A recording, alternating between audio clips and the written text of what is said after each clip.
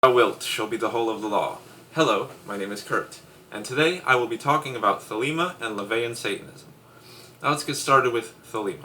Thelema was a belief system, religion, philosophy, whatever you want to consider it, founded by the infamous Aleister Crowley. Now I will also be talking about the similarities between Thelema and Laveyan Satanism, but I will get into that later. So for now, let's talk about Thelema and Aleister Crowley. Aleister Crowley basically gave this sort of freedom, this sort of freeing approach. Do what thou wilt shall be the whole of the law. Yes, he does use Egyptian gods and goddesses and various angels and supernatural deities in his workings and his writings and his belief system. That is true. There's a lot of rituals and ceremonies and all that stuff involved as well. But you do not necessarily have to follow that if you do not like. You know, his main rule was do what thou wilt shall be the whole of the law. Do as you please. You want to use, like, gods from an African belief system? Go for it. Put that into your practice. Do what you want. As long as it's what you want, as long as it's working to your will, nobody else's, you know?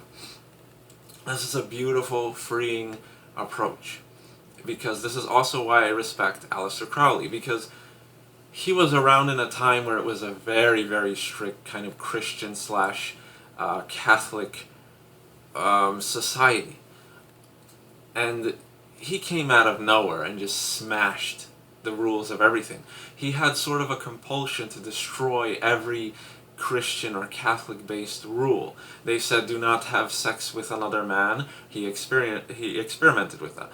Do not do drugs. He used all of them. Do not sin. He sinned in any way possible. And to me, this is a beautiful thing. He came out of nowhere, pretty much, and destroyed a great percentage. He lived his life destroying all the rules. And a lot of people just know him, when you hear the name Aleister Crowley, it just gives you a lot of people are familiar with it. It has a certain darkness behind it, like a lot of people say, oh, Aleister Crowley, that was the guy that, the wickedest man alive, and he slaughtered children and did all this crazy stuff. And there's a lot of rumors, there's a lot of like bullshit out there, to be honest with you. I do not believe that a majority of the things said about him is necessarily true. Only he knows what he did in his life, and he didn't necessarily write every single detail down. And obviously people are going to add to that, especially Christians, for more propaganda. Oh, the wickedest man alive. Well, that just gives him a better kind of reputation, because it gives him power.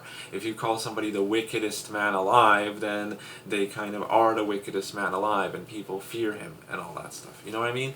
So I respect him for that, because like I said, a lot of people say, oh, he died a broke, penniless addict with no friends and nothing, and his whole life was whatever. No, listen. He lived his life to the fullest potential. He did all these things that other people are afraid of doing, you know? He broke every single rule. He lived out everything he wanted to, you know? He died a penniless, broke addict. So what?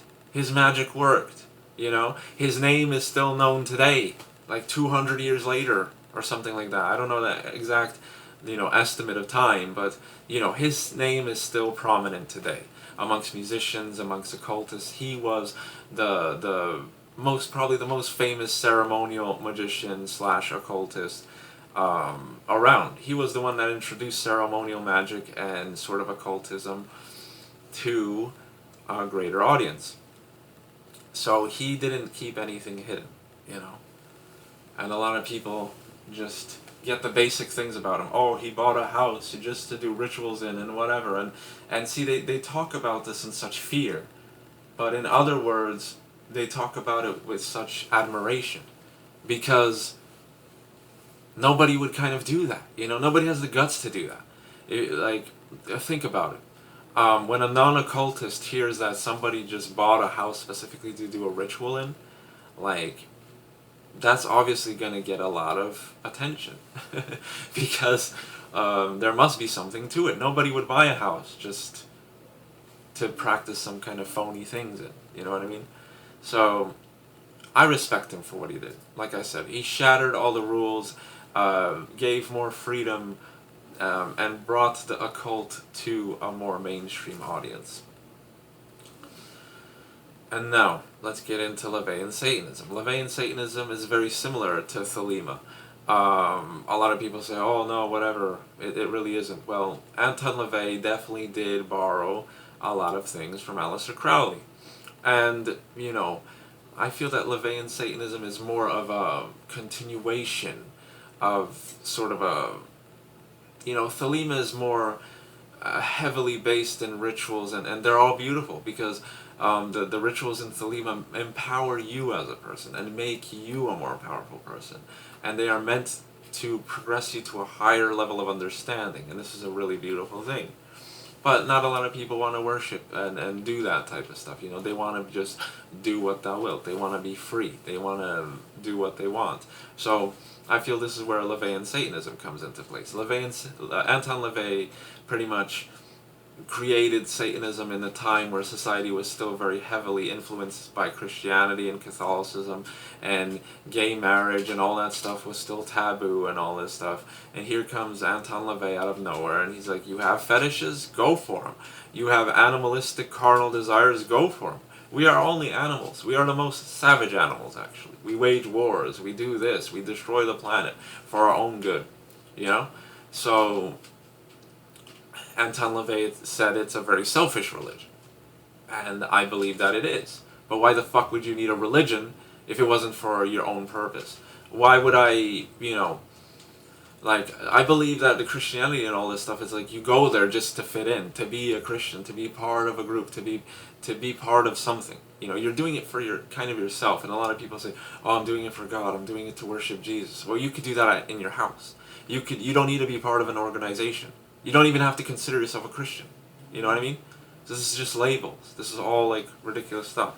But anyway, I respect Laveyan Satanism as well because it is a very, it's to me it's an elite form of atheism. And there's a lot of, you know, there's different people in that are Laveyan Satanists too. There's some that truly believe in Satan and truly believe in supernatural entities and truly practice rituals with magical kind of inclination and all that stuff, whereas there's the other Laveyan Satanists that are just complete atheists and they just don't practice any rituals, they don't do anything, it's just, like I said, it's an elite form of atheism. Instead of just being a regular atheist where you just sit back and say, oh yeah, you know, I don't accept any religion, they're all bullshit, leave me alone, whatever. Laveyan Satanism is more destroying opposition, destroying adversity, you know, being the adversary, you know what I mean, to anybody that should kind of encroach on your space.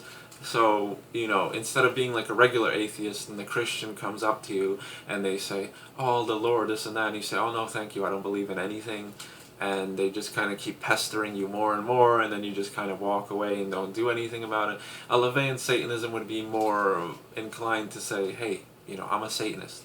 And that would cause the Christian to kind of be afraid or to fight even harder. Oh, you need the God, you need this, or whatever. And I feel that a Laveyan Satanism is not afraid to shatter a belief system. So they will kind of fight it, you know, just destroy Christianity. Instead of just, like I said, instead of just avoiding it, it's more giving adversity, you know? Giving somebody competition because they come up to you with their beliefs and they're trying to kind of brainwash you. Then you fight back. You do not allow to be brainwashed. You do not just walk away. You know what I mean? So, I believe it is a very nice thing. Both these things, Thelema and Laveyan Satanism, I believe are philosophies or religions, whatever you want to consider them, of freedom. To break free from the shackles of any restriction you had previously. Once you kind of study these things and get into them more and more, you are free. You know, there was a time where I kind of did believe in karma, you know? And I've noticed that when I did believe in karma, and I'm like, oh shit, I did something wrong, oh man, this and that. Like, eventually, either my guilty conscience would eat at me, or like something along the line would happen, and I would consider, oh, it was karma.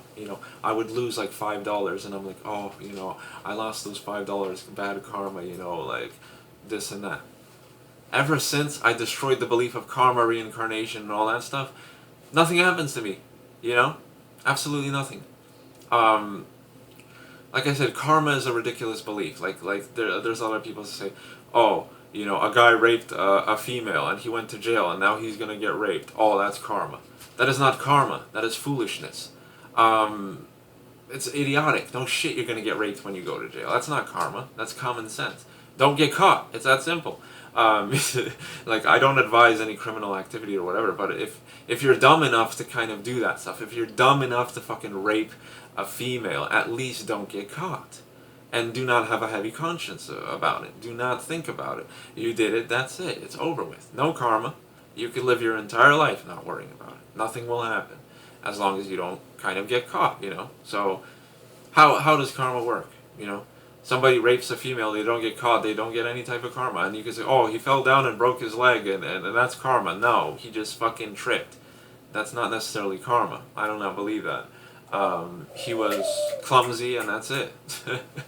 I do not feel that. Like I said, the only repercussions of things are when you're idiotic about them. Like I said, the only time karma affects you is if you're an idiot. If you do like a hex on somebody, for example, and then it works and all this stuff, and you think, oh, I did that. Oh man, I'm such a bad person. This and that, whatever. It's gonna weigh heavy on you. And who knows if that even happened because of your hex. See, this is what Laveyan Satanism is. It's like the freedom of restriction. It's like, you can cast something upon somebody and it works, but who knows what it was. It's the same thing with karma. I don't believe in that. It could have been just merely coincidence. It could have been whatever. There's a lot of things that you have to put into consideration here. So, like I said, Laveyan Satanism is just being a free individual. I feel more free than kind of like Thelema advises freedom too, but I feel Laveyan Satanism is just like ultimate atheistic freedom if you want it to be. The freedom, and Aleister Crowley kind of touched on this too. Like, obviously he practiced sex magic and all this stuff. The freedom of sexuality. You have all these fetishes, live them out. Why hold them inside? You have a blood fetish, you have a foot fetish, you have I don't know, some kind of bondage fetish or whatever. Why suppress that?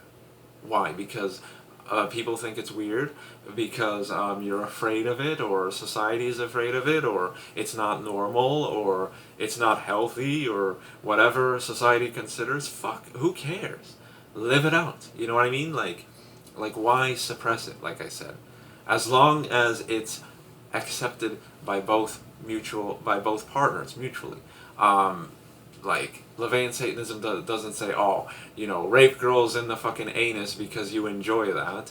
No, it means if you enjoy that type of stuff, make sure you find a female that enjoys that stuff as well and is willing to do it with you. Nobody gets harmed in the process. Both participants enjoy it. That's it. You're free. And this is what kind of breaks free the shackles of restriction, breaks free the suppression inside. You go out and live out your fetishes and fantasies and whatever. They don't have to boil deep down inside, because what are you going to do if you're afraid of your fetishes? You're going to sit at home and jack off to fucking foot fetish porn or bondage porn and whatever, and then there's still something inside of you that is not fulfilled because you haven't lived that out physically. You know what I mean? And that weighs heavy on you. That creates anger, and that creates frustration, that creates a lot of problems. So, like I said, I feel that both these belief systems are just good. You don't have to adhere to them. You don't have to be part of an organization. You don't have to consider yourself a Thelemite. You don't have to consider yourself a Laveyan Satanist. You can just be who you are. You do not need to be part of any organization. You do not need to make any donations. You do not need to do anything. The thing with all these other organizations, it's like, you technically, like, yeah, you could be a sort of a Christian that's a self-practicing Christian at home or whatever. You don't have to give to charities and all that stuff either, as well. But like I said, you still are restricted by the laws of Christianity. If you consider yourself a Christian, then, you know, you're kind of expected to follow the Ten Commandments. You're accepted to not be like whatever, you know. But like I said, it's just freedom. That's it. It's as simple as that. And it's the loss of fear to fight for your freedom. Do you know what I mean? Because like I said, if a Mormon comes up to me, if a Jehovah Witness comes to my door, I will just go up to him and just say, please, I do not believe in anything. Leave my space. And then if they start yapping and preaching about all this stuff, I will not hesitate to remove them from my space in whatever way is necessary. Whether that means running upstairs and taking water balloons and then chucking them out the window at them to get rid of them, I will do what is necessary. And not necessarily a violent thing, but I will not kind of brush it off like another person. Like, oh, I do not believe anything, goodbye. And then they ring on your doorbell. They keep coming back. They keep putting stuff in your mailbox. No. You hose them down with water a couple of times and they never come back again. Speaking from personal experience. And yeah, they might think you're evil. They might think you're like, you know, you need saving or whatever, but let them think what they want. You know, that's their problem. You got rid of them. That's the most beautiful thing. You know, whereas other people struggle to get rid of them. You know, they keep coming back. They keep coming back. If you don't hesitate, you get rid of them, you're free. You're free. You see what I mean? It's the same thing with these Bible thumpers and these Christians that walk around with the pamphlets. Oh, God is your Savior, this and that, blah, blah, blah. I take the pamphlet and I rip it in front of them, and then I toss it on the ground, and then I ask them, can I have another one, please? And if they're stupid enough to give me another one, I rip it up too. And then I say, you're using your church proceeds and all your church donations to print out these shitty pamphlets, and here I am just wasting all your money because I'm ripping it and nobody's going to give a shit about it anyway. See? So that is sort of, you know, a satanic, evil approach to it. When in reality, it's not really evil, like I said. Once you transcend the belief of good and evil, everything, like I said, what Aleister Crowley said, do what thou wilt. A lot of people consider him evil. Oh, he fucked guys. Oh, he took drugs. Oh, he did this. He did that. He had orgies. All that. All this. You know what? I think everybody secretly desires that shit. Like, who wouldn't want to be, like, slammed on freaking... Who wouldn't want to be hyped up on ecstasy and having, like, 3 girls, like, fondle your fucking nutsack? For fuck's sake, it's like it's stupid. Like, stupid. Why be so, like, ascetic or whatever? Oh, I am holy. I do not indulge in filthy human pleasures and all this stuff. I mean, come on. You know, it's living it out. You do it once, you don't enjoy it, you don't do it ever again. But my thing is, like, why restrict yourself from not trying it? You know what I mean? And this is what the Thelema and Laveyan Satanism smashes. You know, you're a straight male in a Christian-based town where everybody's married and they do not like gay people and they hate gay stuff.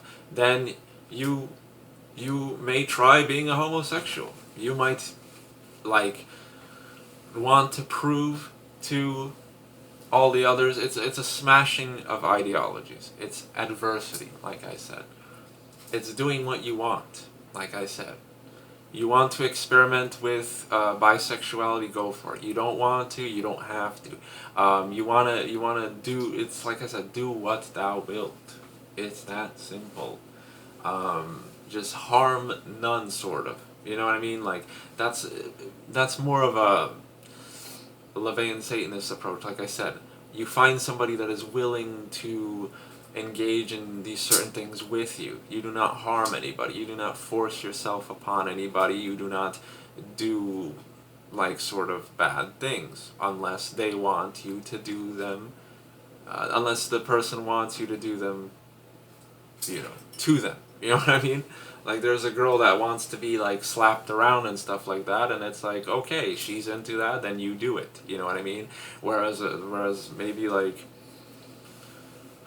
like, let's see, or there's a girl that's into, orgies, and she wants you to bang all her friends, and it's like, why would you deny that? You know what I mean? Like, a Christian, oh no, I can't, marriage, all this stuff, or even not marriage, is like, there's obviously some Christians that would, like, consider themselves Christians, but when presented with the opportunity, of course they would take it.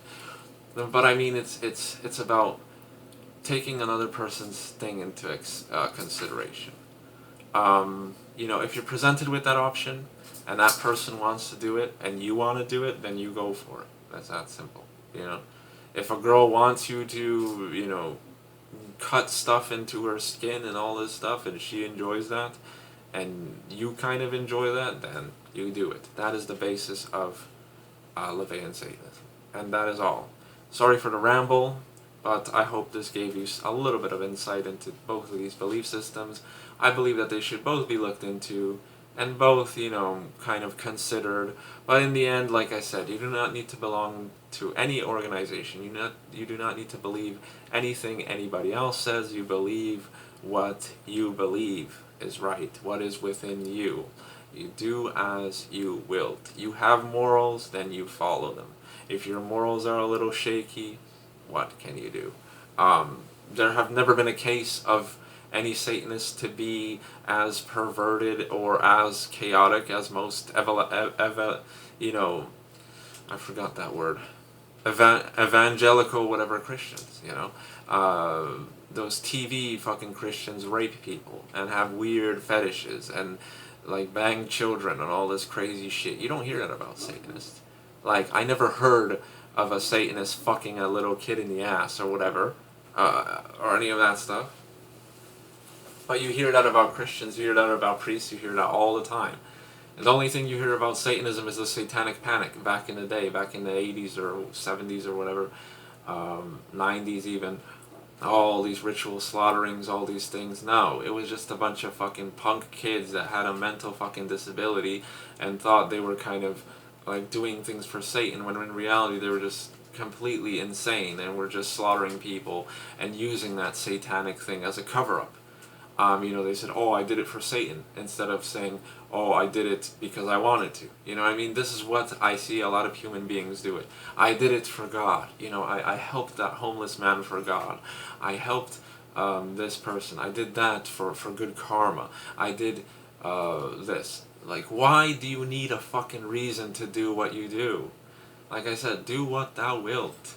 Help that homeless person for the sake of it, because that's your will. That's what you want to do. You don't have to go on Facebook and then brag about it. Oh, I just gave a homeless man a burger, blah, blah, blah, blah, for more of your ego stroking. That is something Jesus would do. Oh, I walked around and I healed lepers and all this shit. Why the fuck do people need to know that? Like, why does anybody... This is, like I said, it's ego stroking. If I was a person with, like, supernatural magical powers that could heal people, I would go into hospitals and I would heal people. Or I would just touch sick people and heal them and not say anything. I wouldn't be like, oh, I healed you, whatever. Or blah, blah, blah. I'd just be whatever, And that's technically more Jesus-like than what kind of Jesus kind of did. Like I said, I don't know if Jesus even existed. I don't know what the fuck he did. Maybe he did those things out of the gratitude of his own heart. And just his followers or disciples or people that saw that wrote about it. I do not know. I do not believe in all that stuff anyway. But like I said, it's very foolish. Why do you need a belief system when you could kind of be your own person? So anyway, sorry about the ramble. Take it easy.